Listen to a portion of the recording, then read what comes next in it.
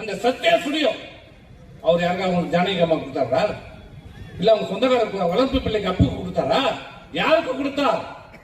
இந்த இயக்கத்துக்கு அந்த சத்யா ஸ்டுடியோ பெருமையான பங்கு அனைத்து இந்திய அண்ணா திராவிட முன்னேற்ற கழகத்துக்கு எழுதி வைத்து சென்ற தலைவர். என்ன யாருக்கும் தெரியாது, அண்ணா திமுக பல பேருக்கு தெரியாது.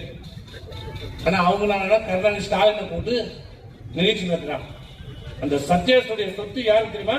அனைத்து இந்திய அண்ணா திராவிட முன்னேற்ற கழகத்துடைய சொத்து.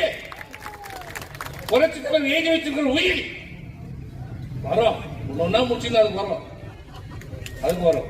ஸ்டாலின் கூட்டு நிகழ்ச்சி நடத்துறாங்க. ராயபுரம் அங்க இருக்கிற வீட்டை மியூசியம், இப்படி அனைத்து அவர் சம்பாதித்த அனைத்து சொத்துக்களையும் ஏழை எளிய மக்களுக்காக எழுதி வைத்து விட்டு சென்ற தலைவர் புரட்சி தலைவர் எம்ஜிஆர்.